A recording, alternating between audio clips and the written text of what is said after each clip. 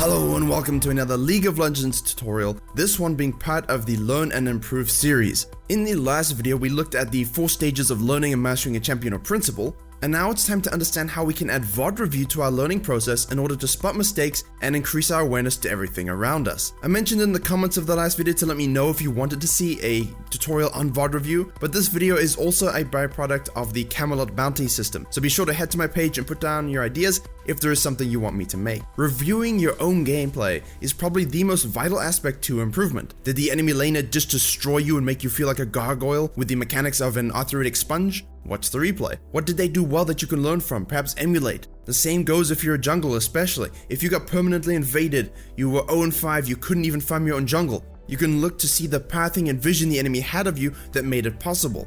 We're going to start off with a player perspective VOD, followed by how we can use a replay tool to give us more advanced analysis, along with general tips around situations such as early game, objective focus, gold leads, and team fights. While I explain the outline of VOD reviewing, I will be showing clips with little notes that will pop up explaining the good and bad things that occurred in those moments, just to keep you interested. I'm going to do my best to give you a basic framework of what you should look at whenever you are VOD reviewing, because it would be very difficult to go over a VOD fully dissected from every position and every little thing that you can look for. But I'm going to give you some examples of hopefully enough that you can begin the process, and maybe one day on a stream or something we can do something way more in depth over a full, long expanded period of time. So let me know if you would like to see that. But for now, this structure should set you on the right path. First and foremost, you need to make sure you are keeping track in some way of the basics, Notepad, Google Sheets, whatever. This means, for example, you could look at how many times you messed up a gank because you missed a skill shot or an ability. Maybe you cancelled an auto attack. How many times did you have deaths that were pointless and didn't lead to anything? If you died in a fight and your team aced them, then that's a little different. You should also keep track of your KDA, your kill participation, as well as your objective control. You want these types of statistics to change over time for the better. And keeping track of that is the best way to find out if that has happened. Perhaps keep a general section of notes about the game that you observed as well. For example, the gold Aatrox in my recent challenger-based video showed the difference in healthy jungle clears, and so that particular player would note that he didn't kite properly, he lost too much HP early on, and that hindered all his potential plays from that point onward, a cascading effect. So if he improves his healthy clears, he looks it up on YouTube, then maybe he can make more plays in the early game that he wanted to do. Now, it's good to focus on your positives as well as negatives, although you will learn more from a close game that ends up in a loss, because you can sort of add that experience to your mental database, which increases the chances you succeed the next time that situation occurs. It's still important to look at why a gank failed though, or why it succeeded. This means that for every VOD you watch, even though it can be difficult to implement the more complicated nature of the game, depending on your rank, you can still keep track of those particular metrics. And as you improve on those over time, so will your win rate and so will your general ability at the game, and then you can start to focus on the more complicated nature of it. You should also keep track of your decision making, especially as a jungler. You could draw a waffle every time you path weirdly or just walk around indecisively wasting time. Also keep track of your vision score, your map awareness, your positioning during laning phase or farming in the jungle. These things are easy to take note of as long as you approach replays objectively and with the understanding that you want to improve. With that framework in mind, let's do a mini VOD review as an example of this and look at how we could VOD review using a neutral replay as well. On the screen you will see the metrics I just mentioned, and it will adjust as we go through the VOD. I will explain it from my point of view and what I see, which hopefully will help you with your jungle theory, but also with applying VOD review principles. Now, after the 9.1 changes to Ornn, I decided to give him a whirl in the jungle. As you all know, I play Ornn jungle anyway, but I haven't really played much of him lately, so this could lead to some rusty moments, and that helps explains the pros and cons of this particular game. So we're about to do the first clear. I know the Lee Sin's most likely going to be in the red buff, as am I, because that's pretty much the standard as is nowadays. And with some loving words in chat, my lane is actually awarded the pixel bush. So what I'm looking at for this VOD review in particular is how we play around the laners and the enemy jungle throughout this early game. Now, I did win this game, so it's a little bit more one-sided, but there were things I could still improve on, and I think that's very important as well. Focusing on the negative aspects or mistakes is what I kind of do in the Gameplay Mondays, so I wanted to take a little bit of a different approach in this one.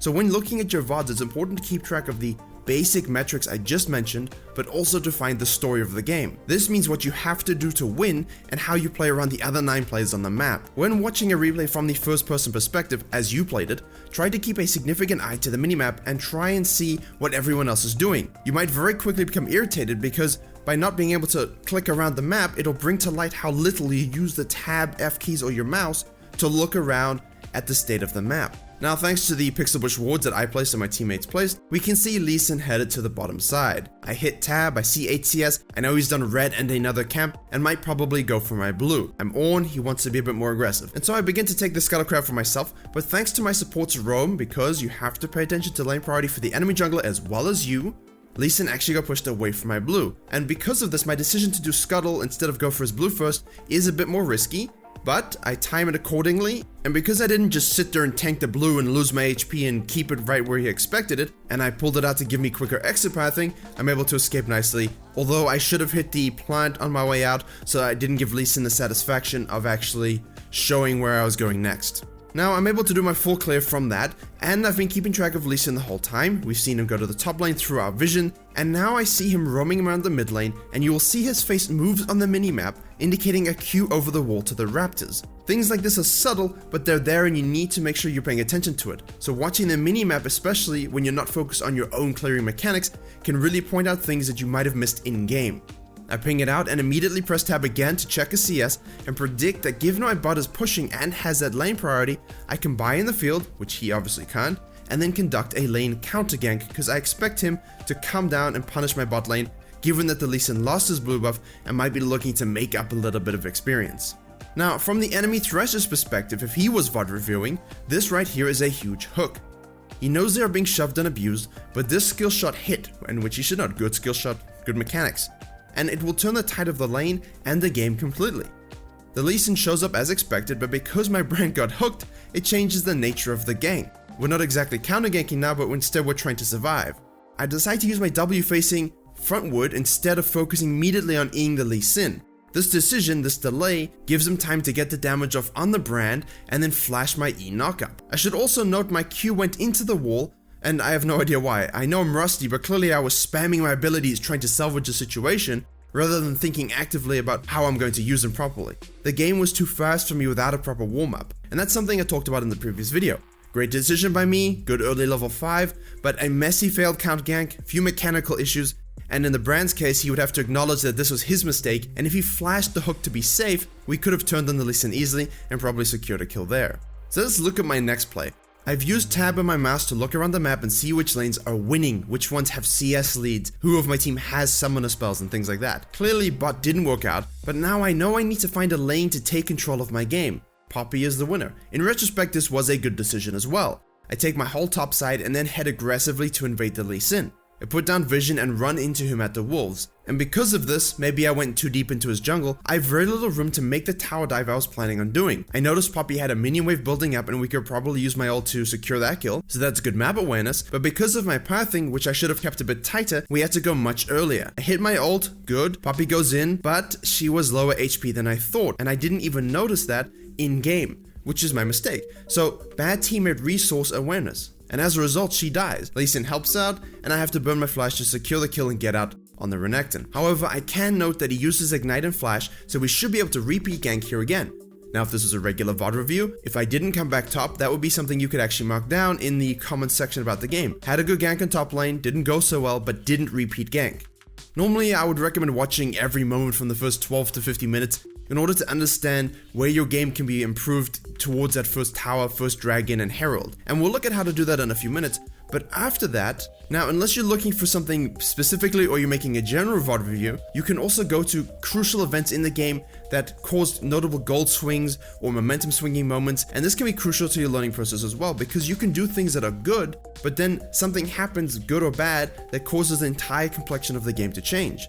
Use the timeline incline to go over it so you can point out when the game took a dramatic shift. Now you can go to that in the replay and see what exactly led to that moment and how you could have played it better, both mechanically, with your decision making, with your positioning. But for now, this particular game doesn't go very well during that phase. Not a lot to talk about in terms of kills because we didn't really get many. Make a mechanical mistake on a mid lane counter gank I set up. I go for another gank on the bottom lane, but my ADC gets hooked instead, and so that also went badly. And with my mid and bot so very far behind, I return back to the top lane with completely objective focused mindset. I will also note that I make a hard effort to ward lot every game, so it's not usually an area I need to focus on in my VOD reviews, but in your year in review statistic, you can look and see how much of an area that needs to be worked on for yourself personally, and then I would keep track of where you're placing your wards, looking at vision guides, how often you use a control ward to spot the enemy jungler, and things like that. So this next sequence was a good neutral momentum swinging play, which means my mid and bot are not going so well, but by what we do in the top lane, we're able to offset that and even present ourselves the opportunity to break the game open shortly thereafter. So I used my first ult proc to force Renekton back towards us, we chain CC together, and now we can slowly take that first tower. We can then counter jungle Lee Sin, Poppy goes back to top lane, I try and support but she's able to 1v1 him, and then we secure the Rift Herald. This was huge in keeping the gold lead close and keeping the pressure up on the enemy team. We also left some wards behind in Lee Sin's jungle. Now from this point, my next objective focus is not to go gank or farm or whatever, it's to head to the bottom lane to secure that particular tower. I see the Lee Sin on the top side, which gives me confidence that we're going to be safe, and I do notice that the enemy mid has probably gone back at this stage because that's what happened with my Lissandra.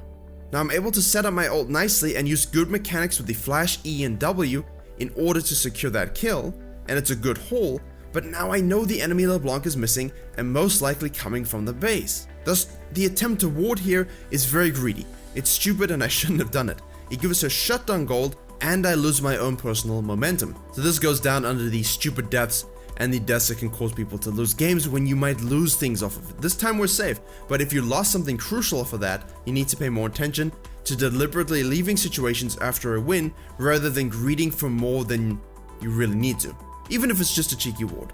From here, due to Poppy and myself forcing the enemy rotations, us securing towers, we've neutralized our mid and bot being behind, and we can start calling the shots in the mid to late game. And ultimately this game came down to good engages and team fights, and you'll see some of the clips of that on screen, but if you're interested in full breakdowns of how to analyze your team fights, I do have a series of teamfight guides on my channel that I will link in the description. So that was in depth but also very brief. I skipped a lot of things, I skipped a lot of the game, and we only looked at specific factors, but I could still give you a summary and say that my early gank mechanics were bad, my initial clearing route was good though, my camp sequencing was good, and my camp of top lane and objective focus once my team was behind was basically the way in deciding how to carry my team throughout that early in mid game to get us to a place where we could actually win. I didn't waffle much, I was decisive, but sometimes a bit too aggressive with the pathing, which compromised my decision, and then of course I had some silly deaths. So you can already summarize even a little bit just by looking at the VOD. Now imagine if you looked at the whole thing, and even if you don't really have an idea of the macro, you could ask yourself these questions. Where could I have taken a tower? Where could I have taken a herald? Where is the enemy jungler at this point of the game, and why did I go to this particular place? So that's important in terms of how you play the game and what you can do to improve with your general awareness of what is on your screen during a game. But if you want to investigate more about the enemy and learn how you won or lost the game from a new type of behavior, then heading into the neutral replay is always a good idea, and you should do this as well. We could spend over an hour just in one single review, and that wouldn't even cover 50% of what was going on. So I will give you some pointers of what to do while looking at a neutral replay.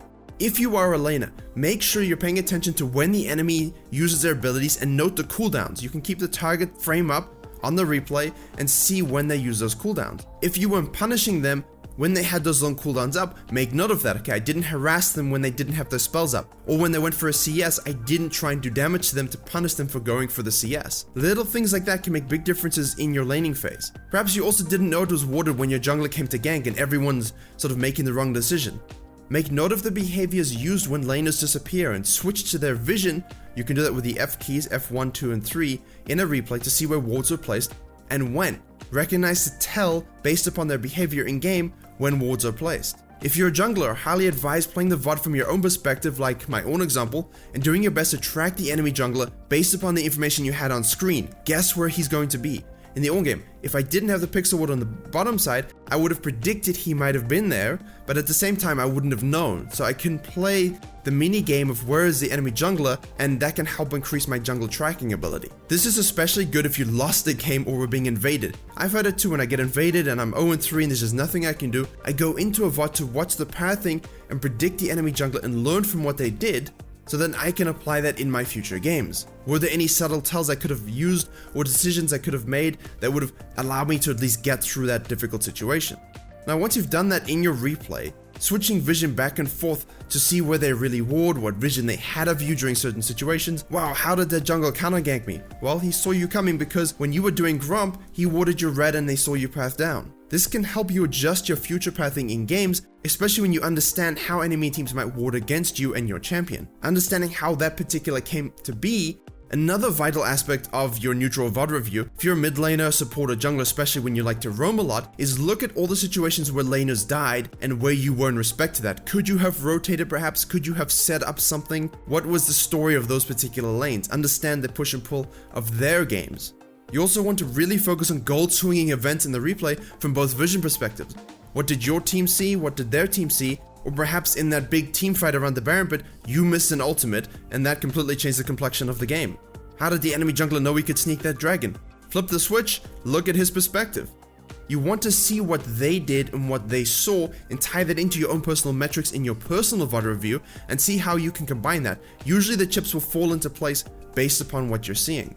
VOD review is difficult, and the finer details of laning, jungling decisions are all hard to do and hard to apply depending on your own knowledge and skill level. As I'm sure some of you are thinking from the section I just had where I was asking all these questions about laning phase and movement. If you don't know what they mean, that's okay. You can improve your knowledge as you go along, but keeping track of how you manage the basics and focusing on improving your own mechanical gameplay and your own decision making will no doubt set you on the right path. Keep track of it, consume high-level content or streams in order to learn more about the game so you can apply them in your own VOD reviews. And you have examples of these every Monday when you see me do my video gameplays, and hopefully adding to your general macro knowledge and game knowledge while keeping track of your own mechanical plays, decision making, will see you improve drastically and continually climb in Season 9. Thank you very much for watching. Please like, share, and comment if you enjoyed. Consider joining us on YouTube to become an official member. Subscribe for more League videos coming soon. And as always, I will see you all in the next tutorial.